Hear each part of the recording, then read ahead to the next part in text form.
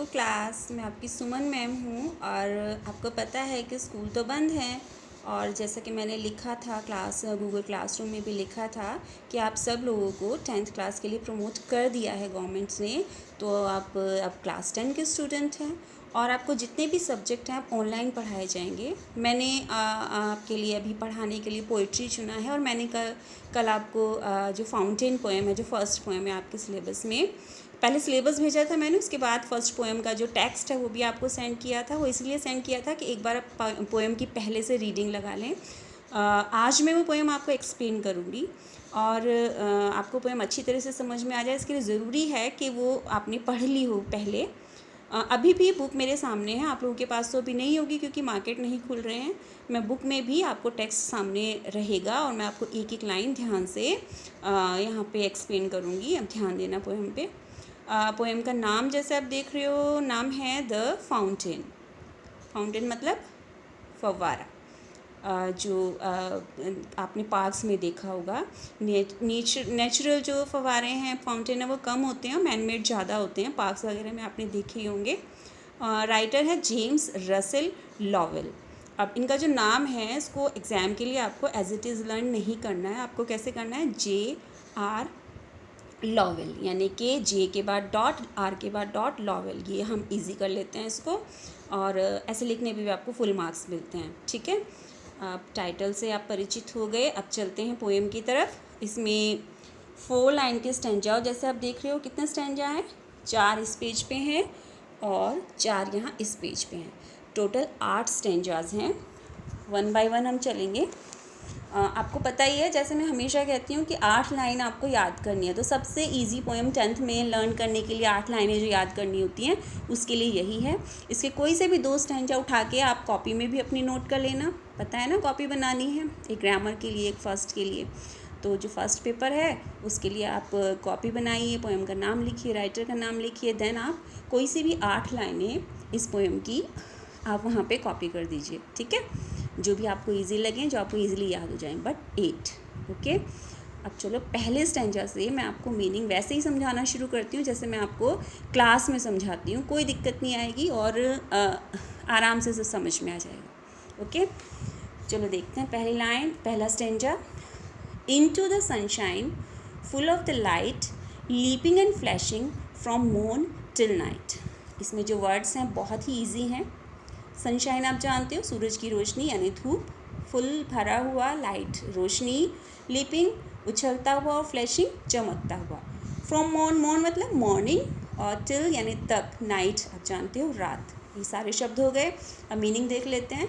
Into the sunshine, सूरज की रोशनी में यानी दिन में, धूप में फाउंटेन कैसा लगता है।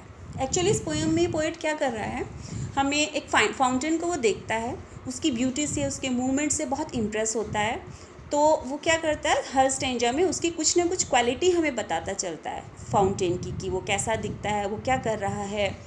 और इसके बाद लास्ट वाले स्टैंजा में वो क्या करता है, वो बताता है कि फाउंटेन के अंदर जितनी भी क्वालिटीज़ हैं वो मेरे अंदर भी आ जाए, वो ऐसे विश करता है। तो इस फर्स्ट स्टैंजा में वो बता रहा है कि सनशाइन में, सूरज की धूप में फाउंटेन कैसा दिखता है, फुल ऑफ द लाइट, रोशनी से भरा हुआ दिखाई देता है।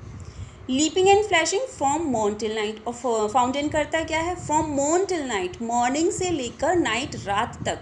लीपिंग एंड फ्लैशिंग, लीपिंग उछलता रहता है, फ्लैशिंग और उसका जो पानी है वो चमकता रहता है। क्या हुआ इन 4 लाइन्स का मतलब, कि सूरज की रोशनी में जो फाउंटेन है वो लाइट से, रोशनी से भरा हुआ दिखता है और वो सुबह से लेकर रात तक उसका वो उछलता रहता है, यानी उसका पानी जो है उछलता रहता है, फ्लैश करता रहता है, यानी चमकता रहता है। आप सोचो कि रात में कैसे चमकता है, तारों की रोशनी में और मूनलाइट में, यानी चंद्रमा की रोशनी में चमकता है। ठीक है, इन 4 लाइन्स को आप देखो तो आपको राइमिंग वर्ड्स नज़र आ जाएंगे। सनशाइन तो किसी से राइम नहीं हो रहा, लाइट राइम हो रहा है नाइट से, फिर फ्लैशिंग किसी से राइम नहीं हो रहा है, यानी कि इसकी सेकंड और थर्ड लाइन जो है उसमें राइमिंग वर्ड्स हैं, फर्स्ट और थर्ड में नहीं है। और ये बात इस पोएम के हर स्टैंजा पे लागू होती है। आपके लिए इजी हो जाएगा इसे करना।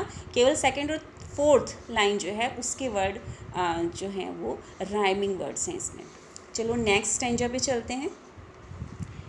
Into the moonlight, whiter than snow, waving so flower-like when the winds blow. अब मूनलाइट में यानी चांद की रोशनी में जो हमारा फाउंटेन है वो कैसा दिखता है? पोएट कहता है ये वाइटर देन स्नो दिखता है, मतलब स्नो से, बर्फ से भी ज़्यादा वाइट दिखाई पड़ता है। क्यों? चंद्रमा की जो रोशनी है मूनलाइट वो उसको वाइट बना देती है, इसके पानी को वाइट कलर देती है।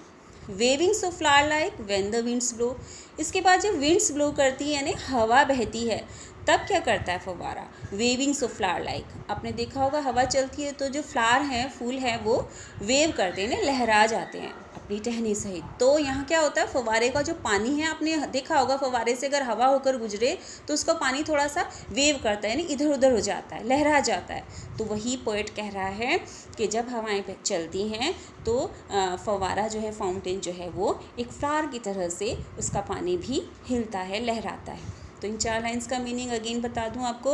मूनलाइट में यानी चंद्रमा की रोशनी में वाइडर देन स्नो, जो हमारा फाउंटेन है वो बर्फ से भी ज़्यादा सफ़ेद दिखाई देता है।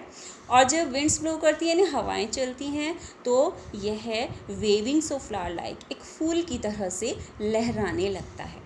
यहाँ पे भी राइमिंग वर्ड्स आप देख रहे होंगे, स्नो एंड ब्लो। ये ध्यान रखना, बाद में जब मैं क्वेश्चन आंसर कराऊंगी या दूंगी आपको होम असाइनमेंट करने के लिए तो ये चीज़ आपको ध्यान रहेगी तो अच्छा रहेगा। चलिए थर्ड स्टैंजा देखते हैं। Into the starlight rushing in spray, happy at midnight, happy by day. Starlight यानी तारों की रोशनी में हमारा जो फाउंटेन है वो कैसा दिखता है? इस लाइन को, इस सेकेंड लाइन रशिंग स्प्रे को बताने से पहले ज़रूरी है मैं थर्ड और फोर्थ लाइन आपको बता दूँ। हैप्पी एट मिडनाइट, मिडनाइट यानी चाहे आधी रात हो तब भी हमारा जो फाउंटेन है वो हैप्पी दिखता है, खुश मूड में दिखता है। हैप्पी बाय डे, और दिन के समय में भी ये खुश दिखता है। कैसे? आप फाउंटेन को कभी भी देखो तो वो बहुत ब्यूटीफुल लगता है और उसकी ब्यूटी को देखकर आसपास के लोग खुश होते हैं, है ना। तो ऐसा लगता है फव्वारा अपने आप में बड़ा बहुत मस्त है, बहुत खुश है। तो अब क्या कर रहा होता है? सेकेंड लाइन देखते हैं, रशिंग इन स्प्रे। ऐसा लगता है फव्वारा स्टारलाइट में यानी तारों की रोशनी में जैसे रश कर रहा है, दौड़ रहा है, इन स्प्रे, स्प्रे के रूप में, फुहारों के रूप में। अब ये फुहारे कैसी हैं? खुशी की फुहारे हैं। ऐसा लगता है जैसे फव्वारा आधी रात को भी खुश होता है, दिन में भी खुश होता है और वो तारों की रोशनी में अपनी इसी खुशी को, अपनी इसी हैप्पीनेस को चारों तरफ स्प्रे करता रहता है। और स्प्रे करने के लिए तेज़ी से रश करता रहता है, मतलब दौड़ता रहता है यानी कि चलता रहता है। तो इन 4 लाइन का मतलब क्या हुआ? इनटू द स्टारलाइट, तारों की रोशनी में, रशिंग स्प्रे, स्प्रे के रूप में यानी अपनी खुशी को चारों तरफ फैलाने के लिए, स्प्रेड करने के मकसद से ये जो फव्वारा है, फाउंटेन है, वो रश करता रहता है यानी चलता रहता है, दौड़ता रहता है। हैप्पी एट मिडनाइट, आधी रात में भी खुश लगता है, और हैप्पी बाय डे, दिन में तो खुश होता ही है। अब इसमें जो राइमिंग वर्ड्स हैं, स्टारलाइट, मिडनाइट, हम कह सकते हैं राइम करते हैं, स्प्रे और डे तो राइम करते ही हैं। स्टारलाइट, मिडनाइट को आप एग्जाम में नहीं भी लिखें तो भी चल जाएगा, क्योंकि लाइट और नाइट तो कर रहे हैं, लेकिन अगर पूरे वर्ड को आप देखो तो स्टार लाइट है और मिड नाइट है, तो स्टार और मिड थोड़ा सा फ़र्क हो रहे हैं। पर अगर आप लिख भी दोगे इन एग्जाम में तो मार्क्स नहीं कटेंगे। स्प्रे और डे तो आपके राइमिंग वर्ड्स हैं ही। चलो नेक्स्ट स्टैंजा पे चलते हैं, fourth. Ever in motion, blithesome and cheery, still climbing heavenward, never a weary. Ever in motion, आप फाउंटेन को देखें तो हमेशा मोशन यानी मूवमेंट में यानी एक्शन में, गति में दिखाई देता है। एवर का मतलब ऑलवेज, हमेशा। ब्लिथसम एंड चेयरी, और एक और क्वालिटी क्या है इसकी? ब्लिथसम यानी कि खुश, डिलाइटफुल। चेयरी का मतलब भी हैप्पी, दोनों वर्ड का मतलब एक्चुअली एक ही है, बहुत खुश दिखाई देता है। स्टिल क्लाइंबिंग हेवनवर्ड, स्टिल मतलब हमेशा क्लाइंबिंग, चढ़ता रहता है, जाता रहता है। हेवनवर्ड, हेवन मतलब स्वर्ग को बोलते हैं, यहाँ मतलब है इसका ऊपर की तरफ। नेवर अ वियरी, नेवर कभी भी नहीं, अ वियरी, वियरी का मतलब थका हुआ, कभी भी थका हुआ नहीं लगता। फिर से मीनिंग देखते हैं, वर्ड्स का मीनिंग हमें पता चल गया। एवर इन मोशन, यह हमेशा गति में, मूवमेंट में दिखाई देता है फाउंटेन। ब्लिथसम एंड चेयरी, फाउंटेन को देखकर ऐसा लगता है कि वो बहुत ही खुश, बहुत ही डिलाइटफुल, बहुत ही हैप्पी है। स्टिल क्लाइंबिंग हेवनवर्ड, फाउंटेन स्टिल हमेशा ही ऊपर की तरफ क्लाइंब करता रहता है, यानी इसका पानी जो है उसकी गति आप ध्यान दो तो उसकी गति ऐसे लगती है, उसका स्पीड, मूवमेंट ऐसा लगता है जिससे वो ऊपर की तरफ चला जा रहा है। नेवर अ वियरी, और फाउंटेन का मोशन यानी गति, स्पीड, एक्शन चूँकि लगातार बना रहता है, मूवमेंट लगातार बना रहता है, तो हम कह सकते हैं कि फव्वारा जो है, फाउंटेन जो है, वो कभी भी वेरी, थका हुआ नहीं होता है। नेक्स्ट स्टैंजा देखते हैं। हाँ, पहले मैं इसके राइमिंग वर्ड्स बता दूँ। इसमें भी सेकेंड लाइन चेरी और लास्ट वेरी, ये 2 वर्ड राइम कर रहे हैं। नेक्स्ट स्टैंजा है, glad of all weathers still seeming best, upward और downward motion thy rest. Glad of all weathers यानी जो फवारा है उसको देखकर ऐसा लगता है कि वो ग्लैड खुश है, बहुत खुश है। ऑल वेदर्स, वेदर मतलब मौसम, सारे ही मौसम में, क्योंकि कोई भी मौसम क्यों ना हो, सर्दी, गर्मी, बरसात, कुछ भी, जो फाउंटेन है उसका जो मूवमेंट है वो तो एक जैसा सा बना रहता है, उसका काम तो चलता रहता है। वैसे तो ऐसा लगता है जैसे वो हर मौसम में खुश है। स्टिल सीमिंग बेस्ट, स्टिल मतलब हमेशा ही, सीमिंग लगता है यानी अपीयर करता है, इट अपीयर्स। बेस्ट का मतलब बहुत ही अच्छी कंडीशन में, उसको कभी भी देखो तो हमेशा ही वो अपना बेस्ट देता हुआ दिखाई देता है, कभी थकता भी नहीं है और वो खुश भी हमेशा रहता है सब मौसम में और अपना बेस्ट करता है, यानी कि अपने मूवमेंट को बेस्ट पोजीशन में हमेशा वो रखता है। अपवर्ड और डाउनवर्ड मोशन दाई रेस्ट, अब चाहे उसका जो फाउंटेन का जो पानी है वो चाहे अपवर्ड यानी ऊपर की तरफ जा रहा हो और डाउनवर्ड चाहे नीचे की तरफ आ रहा हो। अब देखो फाउंटेन का पानी जितना ऊपर जाता है तो वो लौट कर नीचे भी तो आता है, नीचे से हमेशा नया पानी ऊपर की तरफ जाता रहता है और जो ऊपर की तरफ पानी जाके फिर वो नीचे की तरफ गिरना शुरू कर देता है। तो हमें तो लगता है मूवमेंट चल रहा है लगातार, पर क्या हो रहा है, पानी तो चेंज हो रहा होता है ना। तो चाहे ऊपर की तरफ पानी जा रहा हो चाहे डाउनवर्ड नीचे की तरफ आ रहा हो, मोशन दाई रेस्ट, हमेशा मोशन यानी गति तो चलती रहती है ना, मूवमेंट तो होता रहता है ना। तो दाई यानी तेरा, रेस्ट यानी आराम, क्या है फिर, मोशन ही तेरा आराम है, यानी गति ही तेरा आराम है। फाउंटेन से पोएट कहता है, चारों लाइन एक बार फिर से ले लेती हूँ। ग्लैड ऑफ ऑल वेदर्स, फाउंटेन से पोइट कहता है कि तुम सारे ही मौसमों में मुझे बहुत खुश दिखते हो। स्टिल सीमिंग बेस्ट, हमेशा ही अपना बेस्ट करते हुए दिखाई देते हो। अपवर्ड और डाउनवर्ड मोशन दाई रेस्ट, और चाहे तुम्हारा पानी ऊपर की तरफ चल रहा हो, तुम्हारी मूवमेंट्स चाहे ऊपर की तरफ हो रही हो चाहे डाउनवर्ड नीचे की तरफ हो रही हो, ऐसा लगता है तुम तो रुकते ही नहीं हो। इस मोशन में, इस मूवमेंट में, इस गति में ही तुमको आराम यानी रेस्ट मिलता है, यही तुम्हारा आराम है। नेक्स्ट स्टेंजा है, full of a nature nothing can time, changed every moment ever the same. अब नेचर फाउंटेन की बताते हैं कि ऐसी नेचर है, ऐसी टेंडेंसी है फाउंटेन की। Full of a nature, nature एक फाउंटेन एक ऐसी नेचर से भरा हुआ है, ऐसी आदत से भरा हुआ है, नथिंग कैन टेम, जिसे कोई भी टेम नहीं कर सकता। टेम का मतलब होता है पालतू बनाना, या मतलब कंट्रोल करना, रोकना। अब क्या है फाउंटेन की नेचर, क्या है, हमेशा चलते रहना, हमेशा मूवमेंट करते रहना, ठीक है। उसका जो पानी है हमेशा चलता रहता है। तो पोएट कहता है कि तुम्हारी जो नेचर है हमेशा चलते रहने की, उसको कोई भी टेम नहीं कर सकता, कंट्रोल नहीं कर सकता, तुम्हें कोई रोक नहीं सकता। Changed every moment ever the same, अब देखो तो तुम्हारा जो हर मोमेंट यानी हर पल तुम चेंज होते रहते हो। उसका मतलब क्या है, फव्वारे का वही सेम पानी थोड़ी ना चलता रहता है, पानी तो बदलता रहता है। फव्वारे का जो मोशन है, जो मूवमेंट है, वो है ही कि पानी ऊपर की तरफ जाता है, नीचे की तरफ आता है। तो एक तरह से वो चेंज तो हमेशा हो रहा होता है, एवर द सेम, लेकिन दिखने में वो हमेशा एवर, हमेशा सेम लगता है। किसी भी फाउंटेन को आप देखोगे तो जो उसकी शेप है वो तो सेम ही लगती है ना, जबकि उसमें चेंज तो हर मोमेंट हो रहा है, हर पल वो मूवमेंट के थ्रू अपने चेंज कर रहा है वाटर को। दोबारा देख लेते हैं 4 लाइन्स को। Full of a nature nothing can टेम, फव्वारे की एक ऐसी नेचर है जो कोई कंट्रोल नहीं कर सकता, वो नेचर है उसकी, वो आदत है उसकी हमेशा चलते रहने की।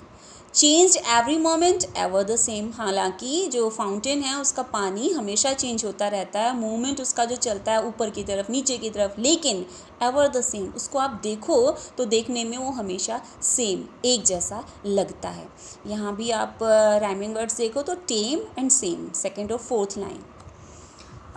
नेक्स्ट स्टेंजा है हमारा, ceaseless aspiring, ceaseless content, darkness और सनशाइन दाई एलिमेंट। सीजलेस का मतलब होता है अनंत, कभी ख़त्म न होने वाली। सीज का मतलब स्टॉप, और लेस यानी उल्टा हो गया, जो कभी रुकती नहीं है।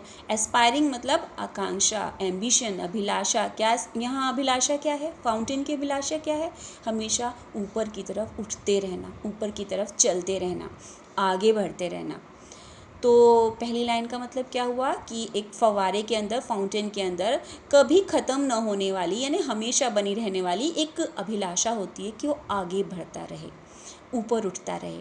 सीजलेस कंटेंट, कंटेंट का मतलब होता है संतोष, लेकिन उसमें सीजेस यानी अनंत कंटेंट भी है, संतोष भी है। अब ये संतोष कैसे हो गया अगर हमेशा आगे बढ़ते रहना है तो? संतोष है कि पानी जहाँ तक जा रहा है फाउंटेन का, उससे ऊपर तो नहीं जाता। एक लिमिट होती है किसी भी फाउंटेन के पानी की, तो वहाँ से आके उसको लौटना पड़ता है। तो क्या इससे वो निराश हो जाता है, दुखी हो जाता है? नहीं ना। फाउंटेन तो अपने उस मूवमेंट को, जहाँ तक भी वो ऊपर जा पा रहा है वहाँ तक जाकर अपने उस मूवमेंट को करता रहता है और अपनी इस कंडीशन से वो खुश भी रहता है। इसलिए बोला है कि जितनी अनंत उसके अंदर आगे बढ़ने की, ऊपर चढ़ने की आकांक्षा है उसके वाटर के अंदर, उतना ही वो अपनी कंडीशन से खुश भी है, संतुष्ट भी है, सेटिस्फाइड भी है। डार्कनेस और सनशाइन दाई एलिमेंट। अब चाहे डार्कनेस हो यानी अंधेरा हो, चाहे सनशाइन हो, चाहे धूप निकली हुई यानी चाहे दिन का समय हो, चाहे रात का समय हो, दाई एलिमेंट, तुम्हारा जो एलिमेंट है यानी तत्व है, यानी टेंडेंसी है, यानी नेचर है, आदत है, वो तो यही है। क्या है? हमेशा आगे बढ़ते रहना, कभी ना रुकना, और अपनी जो पोजीशन है, अपनी जो कंडीशन है, अपनी जो लाइफ है, उससे सेटिस्फाइड भी हमेशा रहना। ये तुम्हारा टेंडेंसी है, तुम्हारी नेचर है। अब इन लाइंस को भी आप देखो तो इसमें सेकेंड और फोर्थ लाइन कंटेंट एलिमेंट, ये दो वर्ड आपस में राइम करते हैं। चलो हम लास्ट स्टेंजा पे आ जाते हैं। Glorious fountain, let my heart be fresh, changeful, constant, upward like thee. इस लास्ट स्टेंजा में सारे स्टेंजाज में सारी क्वालिटीज़ बताकर फाउंटेन की, अब पोइट क्या है, वो एक विश करता है फाउंटेन से। और क्या विश करता है? वो गॉड से विश करता है कि फाउंटेन की क्वालिटीज़ उसके अंदर आ जाएं। सबसे पहली लाइन में वो कहता है ग्लोरियस फाउंटेन। ग्लोरियस का मतलब क्या है? Beautiful, very beautiful.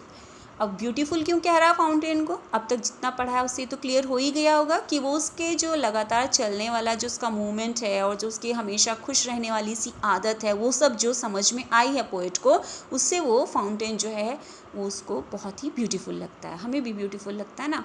तो कहता है beautiful fountain, let my heart be fresh, changeful, constant, upward like thee. मेरे हार्ट, मेरे दिल को भी लेट बी, हो जाने दो, बन जाने दो। कैसा? फ्रेश। जैसे तुम्हारा पानी हमेशा फ्रेश दिखता है ना, वैसे ही मुझे भी फ्रेश बना दो। मैं इसका मीनिंग आपको क्लियरली बताऊंगी, इसका मतलब क्या है फ्रेश बना देने को। चेंजफुल, जैसे तुम्हारा पानी हमेशा, तुम्हारा मूवमेंट हमेशा चेंज होता रहता है, वैसे ही चेंजफुल मेरी लाइफ भी हो। कांस्टेंट यानी एक लगातार स्पीड, गति जो तुम्हारे अंदर है, और एक जो इस जिसे कहेंगे फर्मनेस, एक दृढ़ता जो तुम्हारे अंदर है, वो मेरे अंदर भी आ जाए। अपवर्ड लाइक दी, और मेरे अंदर भी लाइक दी, तेरी तरह से अपवर्ड, ऊपर की तरफ उठने की जो आदत है, टेंडेंसी है, जो एम्बिशन है, वो मेरे अंदर भी आ जाए। अभी क्या मतलब हुआ इसका? फाउंटेन को देखकर पोइट भी विश करता है कि जो मेरा हृदय है, यानी मैं भी जो हूँ वैसे ही फ्रेश बन जाऊँ, यानी कि मैं कभी भी सैड, कभी भी उदास मैं ना रहूँ। जो फाउंटेन के अंदर जो उसकी जो हैप्पीनेस है, जो उसका चीयरफुल मूड है, वो मेरे अंदर भी आ जाए, तब मैं हमेशा फ्रेश महसूस करूँगा। मेरे अंदर कोई किसी तरह की सैडनेस नहीं होगी। चेंजफुल, मेरे लाइफ में चेंज आए और वो चेंज मुझे अच्छे लगे, मैं किसी चेंज से घबराऊँ नहीं, और मैं चेंज करता रहूँ अपनी लाइफ को। चेंजेस अच्छे होते हैं, तो मेरी लाइफ में भी चेंजेस आएँ और मैं उन चेंजेस को पसंद करूँ, मैं उनसे घबराऊँ नहीं। कांस्टेंट यानी मेरे अंदर भी एक विल पावर आए, एक फर्मनेस आए कि मैं जो भी जिसमें लाइफ में अपना जो भी एम अपनी सेट करूं, जो भी अपने ऊपर की तरफ बढ़ते जाने की जो भी मैं प्रोसेस में लगूं, तो मैं उसको छोड़ूं नहीं। फाउंटेन की तरह से मैं उसको कंटिन्यू रखूं, मैं कंटिन्यूअसली यानी कांस्टेंट रूप से, यानी कंटिन्यूअसली मैं उस कोशिश को जारी रखूं, मैं थकूं नहीं, मैं घबराऊं नहीं। अपवर्ड लाइक दी, और तुम्हारे अंदर यानी फाउंटेन के अंदर जैसे आगे बढ़ते रहने की, ऊपर उठते रहने की एक अभिलाषा होती है, एक एम्बिशन, एक डिज़ायर होती है, वैसे ही एक डिज़ायर, वैसी एक एम्बिशन मेरे अंदर भी हो, यानी मैं अपनी लाइफ में हायर से हायर गोल यानी उद्देश्य यानी पर्पस, एम मैं अचीव करता चला जाऊँ। ये इस लास्ट स्टेंजा का मतलब है। और इसमें भी आप देख रहे होंगे दो वर्ड बी और दी आपस में राइम होते हैं। अब इस पोएम की ख़ास बात मैं आपको बता दूं कि इसके जो स्टेंजाज हैं वो बहुत ज़्यादा इम्पोर्टेंट है एग्ज़ाम में, कॉम्प्रिहेंशन के रूप में आते हैं। पैसेज स्टैंजा आता है और उसके ऊपर क्वेश्चन आंसर आते हैं। तो उनमें जो लास्ट वाला आप देख रहे हो, ग्लोरियस फाउंटेन, ये अनगिनत बार आया हुआ है बच्चों। तो इसको आपको तैयार करना है। मीनिंग मैंने आपको बता दिया है। इस पर कौन से क्वेश्चन सेट होते हैं मैं आपको सेंड कर दूंगी, यहीं क्लास में ही आपको मैं सेंड कर दूंगी। और आपको मैंने जो टेक्स्ट भेजा था, अगर आपसे प्रिंट करा सको तो बहुत ही अच्छी बात है। नहीं प्रिंट करा सकते उसे आप कॉपी कर लेना, ठीक है। तो मैं जो आपको स्टैंजाज इम्पोर्टेंट बता रही हूँ वो आप ध्यान रखना। देखो मैं आपको बता रही हूँ, 8 लाइनें तो आपको याद करनी है इसकी। वो तो 4 जो नंबर हैं आपके पक्के हो जाएंगे इससे। ये जो सेकंड वाला स्टैंजा है हमारा, इनटू द मून लाइट, ध्यान रहेगा। ये वाले स्टैंजा से बहुत ज़्यादा क्वेश्चन पूछे जाते हैं, इसको आप तैयार करना। फिर ये एवर इन मोशन बहुत पूछा जाता है, इसे आप तैयार करना। बाकी जब स्कूल खुलेगा तो फिर हम बाकी चीज़ें भी देख लेंगे। फिर है ग्लैड ऑफ ऑल वेदर्स वाला जो स्टैंजा है, ये बहुत ज़्यादा इम्पॉर्टेंट है। फिर फुल ऑफ अ नेचर, ये बहुत इम्पॉर्टेंट है, ठीक है। और लास्ट तो मैंने आपको बता ही दिया। आप अभी आपसे कुछ और ना हो पाए तो आप कम से कम लास्ट वाला और जो ये सेकंड वाला है हमारा ये इनटू द मूनलाइट, इसे तो बहुत अच्छी तरह से आप तैयार कर ही लेना, ठीक है। मेरे ख्याल से आज के लिए इतना काफ़ी है। इस पे जो भी होमवर्क होगा वो मैं आपको सेंड कर दूँगी। इस पे क्वेश्चन आंसर भी आपको सेंड करूँगी मैं। फ़िलहाल जो मैंने आपको होमवर्क दे दिया वो क्या है कि आप एक नोटबुक ख़रीदो और उस नोटबुक में आप इसकी 8 लाइन को कॉपी करो, ठीक है।